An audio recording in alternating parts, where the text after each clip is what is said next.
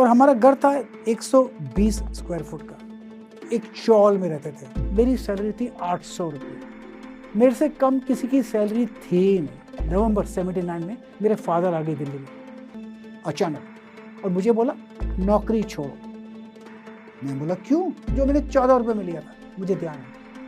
एक महीने में उसका 28 रुपया का मैंने बेच दिया, डबल हो गया। मतलब यही तो धंधा है। अगर ऊपर जाता तो मैं बेच देता था स्टॉक, बेचने के बाद और ऊपर जाता तो मुझे दुख होता था, अरे क्या हुआ, नहीं बेचना चाहिए था, रुकना चाहिए था। मेरे को मालूम था ऊपर जाने वाला है। जो वेल्थ कमाए थे माँ बाप ने, फादर की, मदर की, भाइयों की, सब गवा दिए। मैंने बोला कि अगर मैंने नुकसान किया है, कोई तो होगा जिसने मेरा पैसा कमाया। मेरा नुकसान किया है तो कोई तो होगा मेरा पैसा। अगर वो आदमी पैसा कमा सकता है तो प्रकाश गावा क्यों? तो मैंने फिर डिसीजन लिया गाड़ी खरीदने। लेकिन 6 हफ्ते के अंदर मैंने अपना एक हवाई जहाज भी उड़ाया। एक बात तो मुझे पक्का याद है, दिवाली की वो रात। यस, मेरे फादर घर पर आए मेरे बचपन में। मैं होऊंगा कुछ 5, 6 या 7 साल का, मुझे पता नहीं। और उन्होंने अनाउंस किया कि उन्होंने नौकरी छोड़ दी। नौकरी छोड़ दी, यस। उनकी सैलरी थी 290 रुपया महीना। इसका मतलब ये है कि 10 रुपया भी रोज मेरे फादर नहीं कमाते थे। यस, 10 रुपया भी नहीं कमाते थे और नौकरी छोड़ दी। कब की बात है? 5, 6 या 7 साल का था, मुझे ध्यान नहीं। दिवाली में लोग सेलिब्रेट करते थे, खुशियां मनाते थे, लेकिन हमारे घर में दुख का माहौल था। दुख था कि नौकरी छूट गई, अब क्या करेंगे? मेरे मदर, मेरे फादर और 2 बच्चे, मेरा बड़ा भाई और मैं, हम थे। और हमारा घर था 120 स्क्वायर फुट का, एक चौल में रहते थे हम। 2-4 दिन सोचा क्या करेंगे? और एक बार उनको ख्याल आया, एहसास हुआ, महसूस हुआ कि वो अपने बॉस के लिए रोज 80 से 100 रुपया कमाते। बहुत बढ़िया सेल्समैन थे, ए सेल्समैन। अगर वो 80 से 100 रुपया अपने बॉस के लिए कमा सकते हैं, क्या खुद के लिए 10 रुपया नहीं कमा सकते? बस यही एक बात थी। ये एक नींव थी, फाउंडेशन थी उनके सक्सेस की। खुद के लिए 10 रुपया कमाना। तो उन्होंने एक तय किया, सोचा कि मैं अपने लिए धंधा करूंगा। धंधा क्या करेंगे? पैसा तो था नहीं, धंधा कैसे करेंगे? तो दुकानदारों से सामान उधार पे लिया और वो जाके लोगों के घर घर जाके बेचने लगे।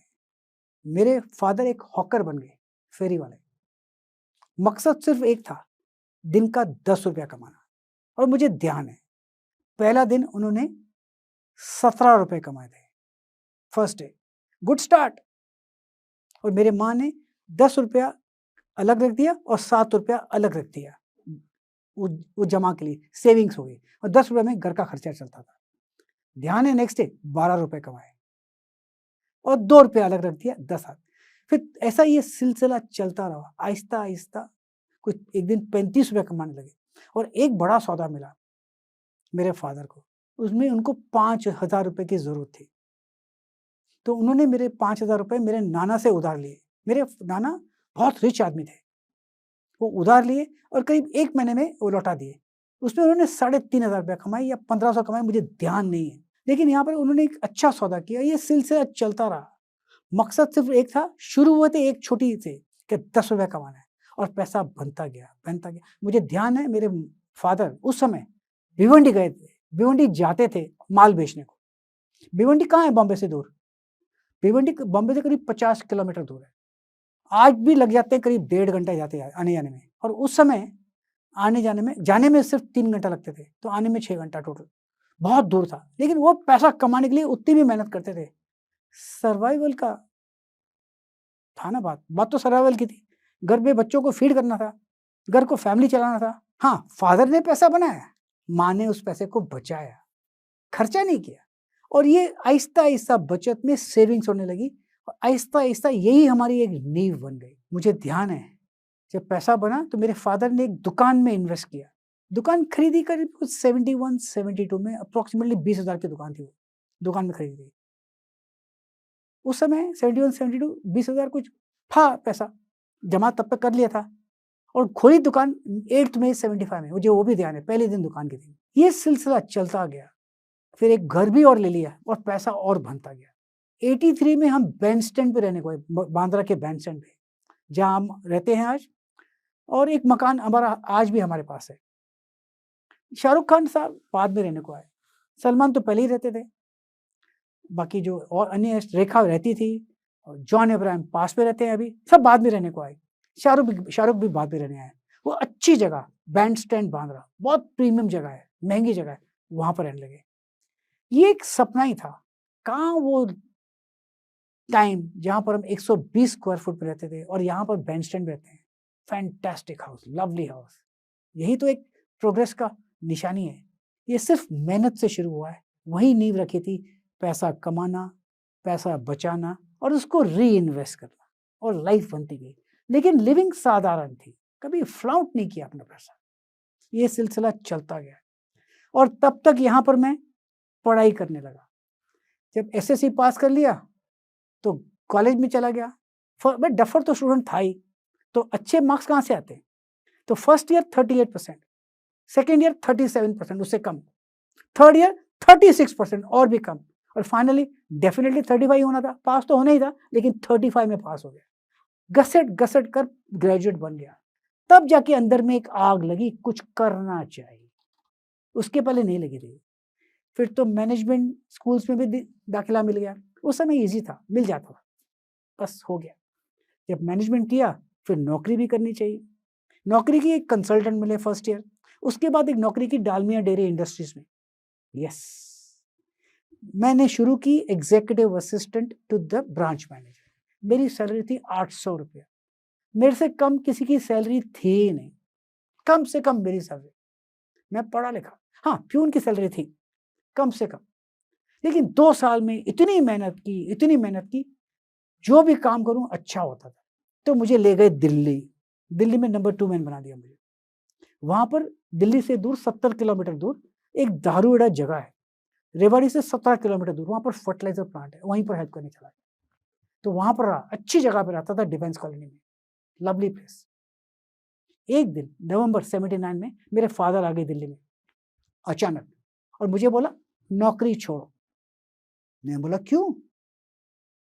बोला बस नौकरी छोड़ो। मैं बोला क्यों? तो उन्होंने कहा नीच नौकरी उच्च व्यापार। बोले ये क्या बात है? बोला मैंने भी नौकरी की है बेटा, मैं बताता हूँ, जब तक काम अच्छा करते हो तो सेठ लोग सर पर बिठाएंगे, जब तुम्हारी जरूरत नहीं पड़ेगी तो निकाल देंगे, पता भी नहीं पड़ेगा। आज वो बात सच हो रही है। वो थी 1979 की बात। 40 साल के बाद हमने कोरोना देखा, लोगों की नौकरी चली गई, लोगों की सैलरी कट हुई, ये बात तो सच्ची हुई। लेकिन मैंने कहा कि मेरे कुछ शर्तें हैं, फादर को बोला यही है बेटा, बाप को शर्त लगाता है, शर्तें रख रहा है कि आप बॉम्बे आने के, मैं कह रही शर्त क्या है? तो मेरे फादर ने बोला तुम्हारी सब शर्तें मंजूर। अरे मैंने बोला मेरी शर्तें तो सुनो। बोला नहीं सुननी है, मुझे मेरा बेटा चाहिए। बात पक्की, और मैं बॉम्बे पहुंच गया। तारीख थी 7 जनवरी 1980, मुझे ध्यान है। दोस्तों, मेरा नाम है प्रकाश गावा, मेरी उम्र आज है 69।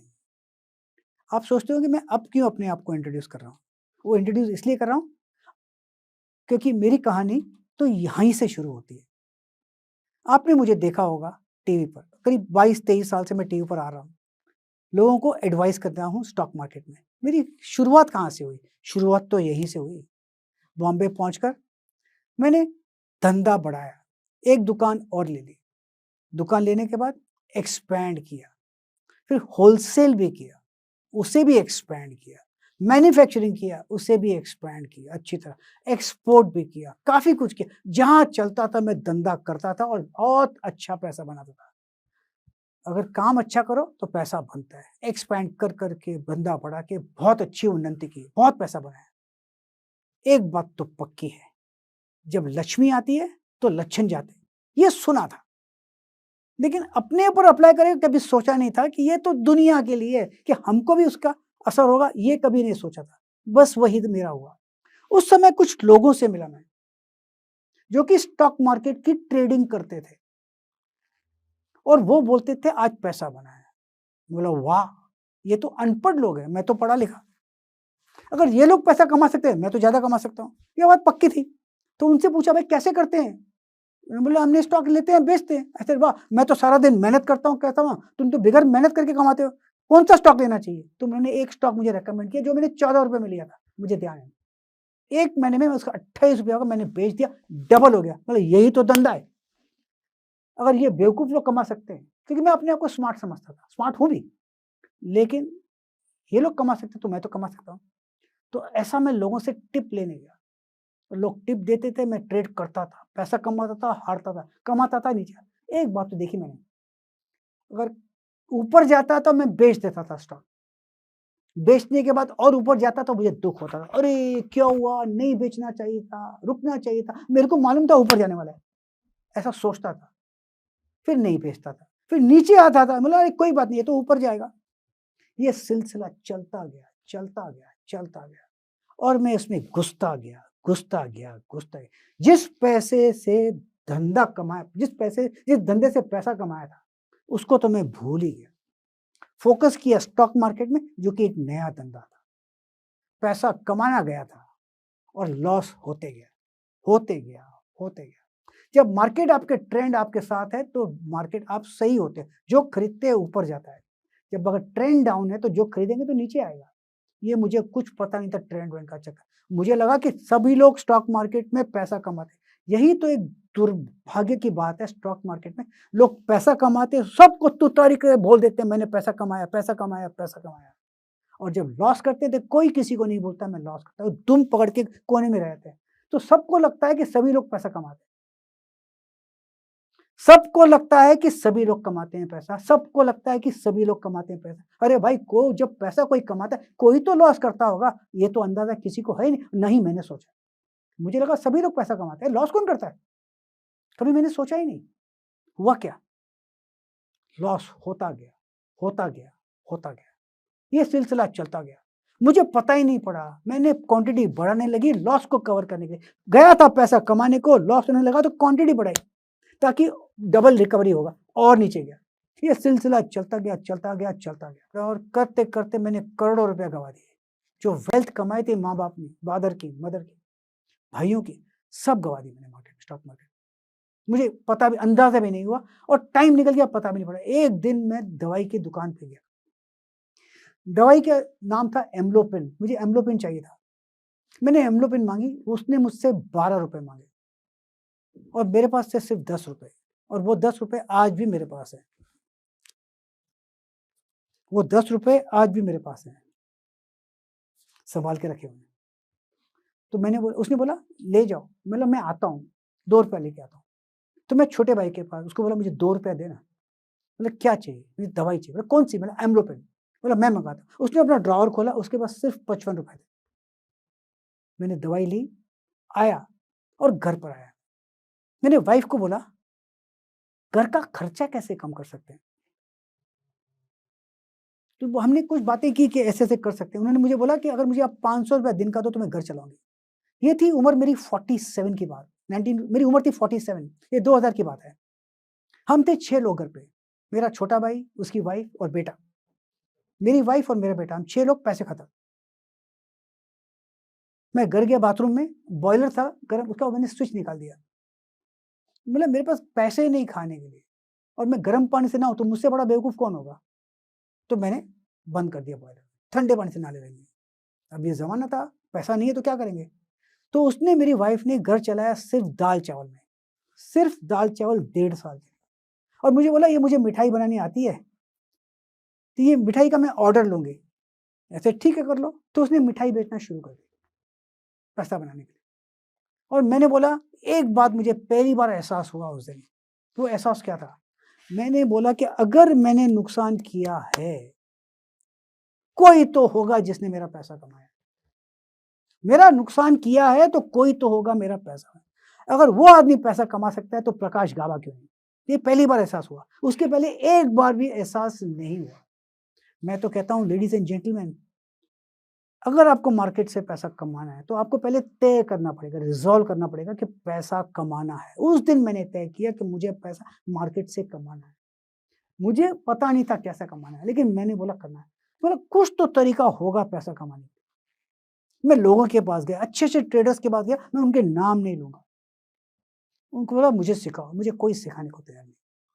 मैं तो अननोन आदमी था, मुझे कौन सिखाएगा? आज तो सब लोग मुझसे हाथ मिलाएँगे, लेकिन उससे कोई मुझसे मिलने को तैयार नहीं, किसी ने नहीं सिखाया। मुझे एक ट्रेडर मिल गया अमेरिका में, नेट पर देखा मैंने उसको एक मेल भेज दिया, will you teach me? Simple छोटा लाइन का mail, I am from India, याद है मेरे को। तो उसने मुझे मेल भेजा, yes I will teach you. Come to America, I said okay I will come to America. फिर उसका और एक मेल आया, आई विल चार्ज यू $4000। ये क्या? उस समय डॉलर का रेट था ₹40। मैं पहुंच गया अमेरिका, मेरे मामा जी रहते थे, मामा जी से $4000 लिए मैंने। उसको मैंने जो उधार दिए थे एक टाइम पे ज़माने पे, जो बॉम्बे में उनकी हालत खराब थी और मैंने दिए थे पैसे, वो वापस ले लिए मैंने उससे और मैंने उसको दे दिए।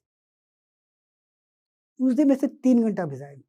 मैंने उनको सुना अच्छी तरह, जो बोलते थे मैं सुन रहा था। वो जो बोलते थे मैं सुन रहा था, पैसे मैंने दिए थे 3 घंटे के। मैं बात करूँगा तो पैसे मेरे लगते हैं, मेरे बात करने के पैसे थोड़ी है, मेरे को तो सुनने के पैसे दिए थे। ये सुन-सुन के काफ़ी हो गया मेरा काम। उसने मेरा माइंडसेट चेंज किया। मैं बॉम्बे में गया, फायर्ड अप, अब तो मैं पैसा बनाऊँगा। लेकिन फिर भी स्ट्रगल जो होती है ना, स्ट्रगल तो स्ट्रगल होती है, मेहनत तो करनी पड़ती है। बच्चे को वॉक करो तो भी उसको वॉक करने में देर लगता है, ट्रेडर बनने में भी देर लगता है। इतना ईज़ी ओवरनाइट कोई नहीं बनता, मेहनत तो करनी पड़ती है।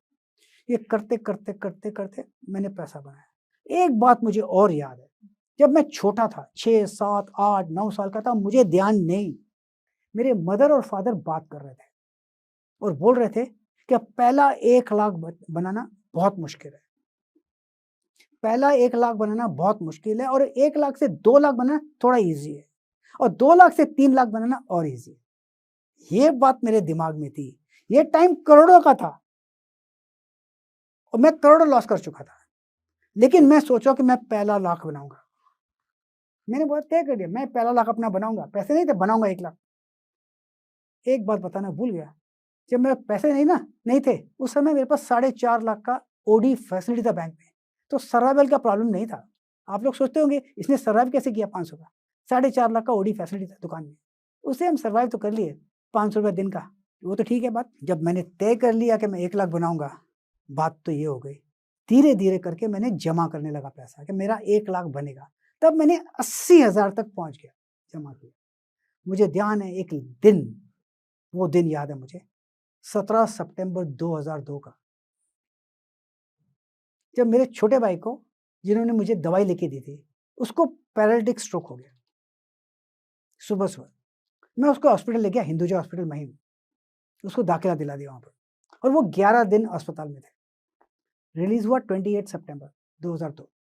उस 11 दिन का बिल आया 79,465। ₹535 हाथ में लेकर मैं उस भाई को घर ले आ रहा था। वहाँ पर एक माइम की दरगाह थी। तो मैंने उस छोटे भाई को बोला, महेश इस पर हाथ लगा। उसने हाथ लगाया और मैं ₹535 गरीबों में बाँट दिए खाना खिलाने के लिए। भगवान की कुछ दुआ लगे, जो कि मेरे छोटे भाई को संभाल सके। घर ले आया, वापस बैक टू ज़ीरो। टेक्निकली इसको कहते हैं डबल बॉटम। पहले तो 2000 में पैसे नहीं थे, अब वापस ज़ीरो हो गया। Technically double bottom. तो मैंने आके मेरी वाइफ को बोला कि 80,000 अब गए, वापस लाइफ फ्रेश हो। तो उसने बोला, थैंक गॉड कि God give you 80,000 rupees, you could take care of भैया। अगर 80,000 नहीं होते, अपने भैया का ख्याल नहीं कर सकते। अच्छी बात है, कम से कम गॉड ने 80,000 दिए। लेकिन एक बात बताना भूल गया, मेरी जो स्ट्रगल थी वो तो शुरू थी, बंद तो कभी हुई नहीं। उस समय एक ब्लॉग लिखता था मैं, ब्लॉग लिखता था और वहाँ के जो मार्केटिंग मैनेजर थे, उसको मेरी ब्लॉग बहुत पसंद थी। मुझे आता था, सीखा था, मैं सीखना शुरू था, ब्लॉग लिखना भी शुरू किया खुद के लिए। जो खुद के लिए लिखता था, वो उनके लिए लिखता था कि कल मार्केट कैसा होगा। तो जब वो मार्केटिंग मैनेजर शिफ्ट हुए, वो दूरदर्शन के लिए कुछ कैप्सूल बनाते थे, तो मुझे बुलाया उन्होंने कि दूरदर्शन में आप एक शो करो। तो हफ्ते में 2 दिन मैं शो करता था उनके, शाम को। वो दूरदर्शन प्लग करते थे वो शो।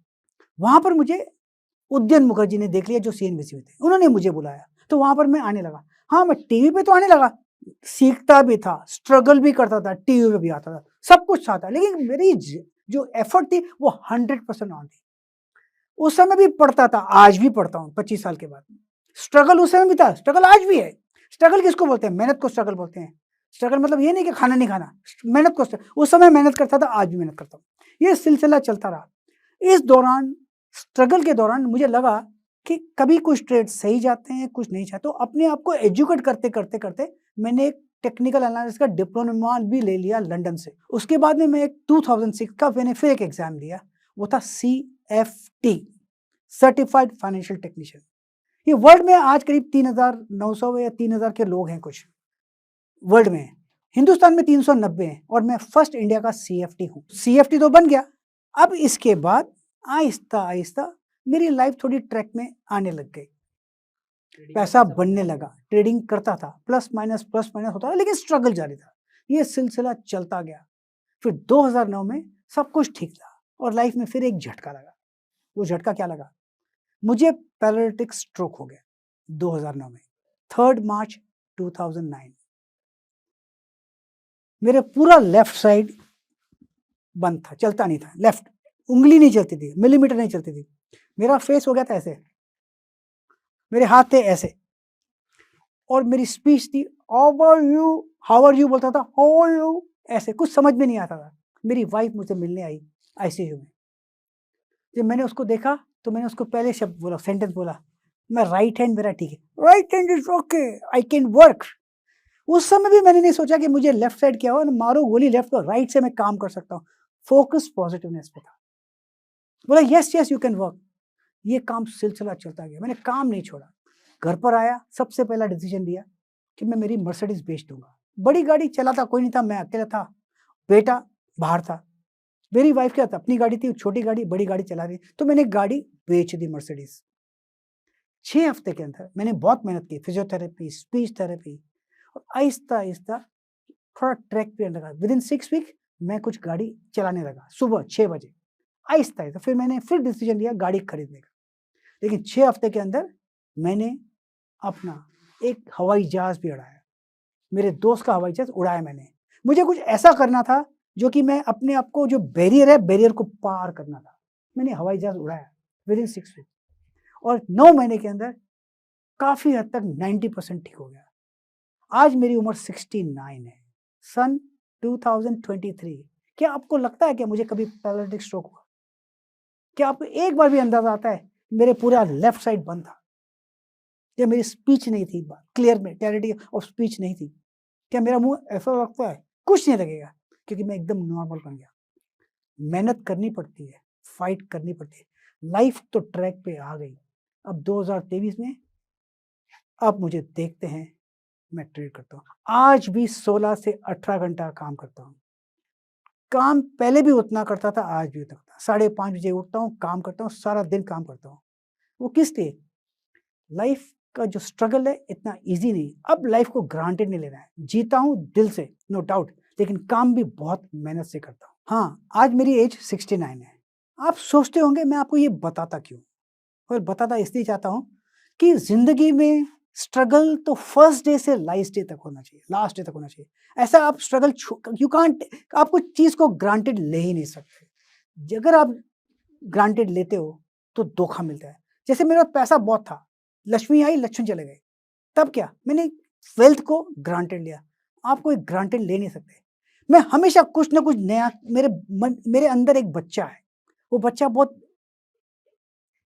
हमेशा देखता है कि मैं और क्या करूं, क्या सीखूं, मैं क्या कर सकता हूं। वो बच्चा 69 की उम्र में भी है, पता है ना, चाइल्ड इन यू। यस, मेरे में एक बच्चा है। मैंने 1976 में स्कीइंग सीखा। ये स्कीइंग क्या है? Snow skiing. आप स्नो पर स्कीइंग करते हो, आराम से घसटते हो। 47 ईयर्स से मैं स्कीइंग करता हूँ। उस समय तो स्कीइंग हिंदुस्तान में शुरू हुआ था। 1976 में एक ग्लाइडर पायलट बना। ग्लाइडर क्या होता है? ग्लाइडर एक हवाई जहाज है जिसमें कोई पावर नहीं होता, एक छोटी बैटरी नहीं होती 1.5 वोल्ट की, वो आपको ऊपर छोड़ते हैं और उसको आप ग्लाइड करते हैं। आप घंटों ऊपर रह सकते हैं हवा को फील करके, और फाइनली आप लैंड करते हैं आहिस्ता करके। उसको बोलते हैं ग्लाइडर। और हवाई जहाज में तो पावर होता है, ग्लाइडर में तो कुछ नहीं होता। एक ही मौका मिलता है लैंड करने का, आपने लैंड किया तो सही, अदरवाइज गुड बाय। लेकिन वो भी सीखा मैंने, वहां पर एक रिकॉर्ड कायम किया हुआ है, 42 लॉन्चेस सोलो। आज तक किसी ने वो रिकॉर्ड तोड़ा नहीं, फास्टेस्ट सोलो रिकॉर्ड है मेरा। 76 की बात है वो, 76 से स्कीइंग किया।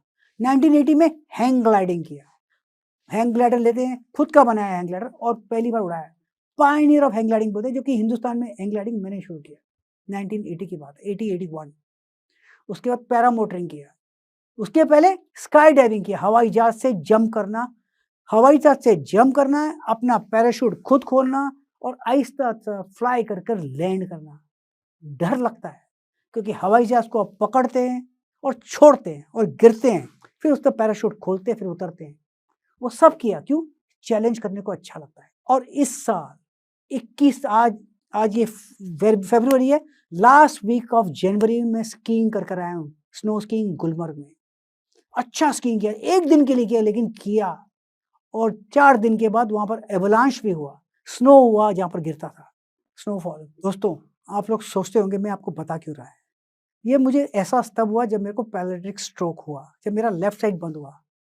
उस समय मेरे पास सिर्फ एक ही चीज़ इम्पोर्टेंट थी, हेल्थ, और मेरा कुछ भी पैसा कोई कुछ नहीं कर सकता था, वो मेरी हेल्थ वापस नहीं ला सकता। मैं लकी हूँ कि मैं वापस हेल्दी हो गया। उसके बाद मैंने सोचा कि live life king size every day, रोज एक दिन जियो जैसे ये आज लास्ट है, वैसा जियो, live one day at a time. हाँ, आपको कुछ ना कुछ ज़रूर करना चाहिए, आपके बैरियर्स होंगे, बैरियर को क्रॉस करना ज़रूरी है आपका। जब तक आप बैरियर्स तोड़ते नहीं, आप आगे बढ़ते नहीं हैं। लाइफ में स्ट्रगल तो होती रहेंगी, क्यों नहीं होंगी, होनी भी चाहिए। हमारा धर्म बनता है उस स्ट्रगल से पार होकर एक नया रास्ता ढूंढे। और मैं कहता हूँ never give up in life, never. When a time comes to give up, that is the time to try harder. Every day is a new day. And मैं बोल रहा हूँ एक अंग्रेजी में, think and believe that today is the first day for the rest of your life. अगर आज भी आपको कुछ शुरू करना है ना, आज वो पहला दिन है, पहला दिन। आज शुरू कीजिए एक नया चीज लाइफ टाइम के लिए। पता नहीं कितनी जिंदगी है, और live life one day at a time. Thank you दोस्तों कि आपको मेरी कहानी से कुछ थोड़ी प्रेरणा मिली होगी। अगर ऐसा कुछ होता है, मैं थैंक यू वेरी मच जोश टॉक्स फॉर इनवाइटिंग मी, इतना कह सकता हूँ, दिल से शुक्रिया।